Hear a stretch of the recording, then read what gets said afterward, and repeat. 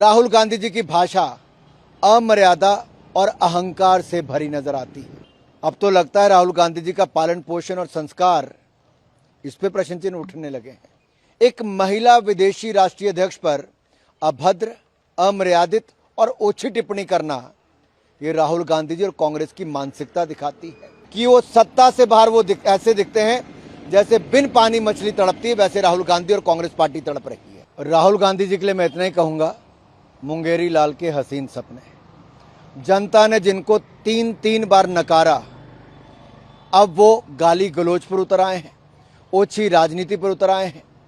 राहुल गांधी जी की भाषा अमर्यादा और अहंकार से भरी नजर आती है। राजनीति में मतभेद लोकतंत्र का हिस्सा है, लेकिन अशोभनीय टिप्पणी, संवैधानिक पदों का अपमान, ये एक आदत सी बन गई है राहुल गांधी जी की।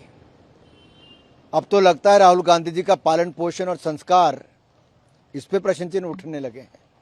कांग्रेस की मानसिकता उजागर हो रही है। भारत की गौरवशाली राजनीतिक परंपरा रही है और इस गौरवशाली राजनीतिक परंपरा का अपमान बार बार कांग्रेस पार्टी के नेताओं ने किया, विशेष तौर पर राहुल गांधी जी ने किया है। आप कल्पना कीजिए, एक महिला विदेशी राष्ट्रीय अध्यक्ष पर अभद्र, अमर्यादित और ओछी टिप्पणी करना, ये राहुल गांधी जी और कांग्रेस की मानसिकता दिखाती है। दोनों कांग्रेस के वो नेता जिनकी परिवार की महिलाएं उच्च पदों पर रही, वो एक महिला राष्ट्रीय अध्यक्ष के बारे में उचित टिप्पणी करें तो महिलाओं के प्रति कांग्रेस की सोच क्या है दिखती है। महिला आरक्षण का कांग्रेस विरोध क्यों करती है ये दिखता है, और जानबूझ के डिलिमिटेशन बिल क्यों नहीं पास होने देते ताकि महिलाओं को 33% आरक्षण, ये दिखता है। लेकिन अब विदेशी महिला राष्ट्रीय अध्यक्ष पर अभद्र टिप्पणी करना, अमर्यादित टिप्पणी करना, ये इनके चरित्र को दिखाता है, इनके पालन पोषण को, इनके संस्कारों को दिखाता है। नेता प्रतिपक्ष राहुल गांधी जी सदन में और सड़क में दोनों में पूरी तरह से विफल रहे। ना युवाओं ने उनको घास डाली, ना सदन में उन्होंने चर्चा होने दी।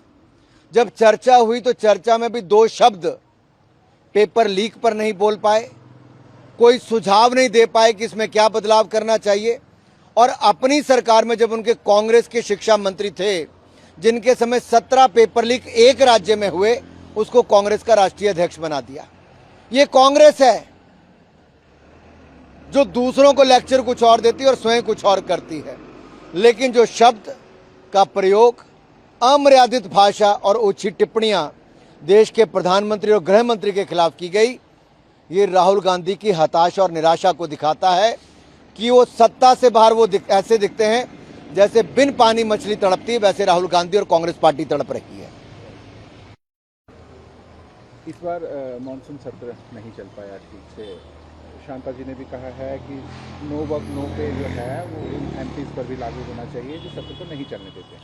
मेरा सवाल केवल एक है, अगर अधिकतर सांसद सदन में मौजूद हो लेकिन राहुल गांधी जी सदन में ना आना चाहते हो, कांग्रेस के नेता चर्चा में भाग ना लेना चाहते, तो उसके पीछे कारण क्या था?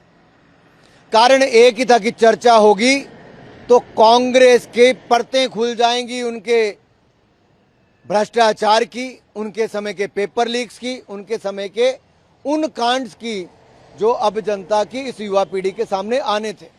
इसलिए कांग्रेस कभी चर्चा ही नहीं चाहती थी। हमने कहा हम हर मुद्दे पर चर्चा करने के लिए तैयार हैं।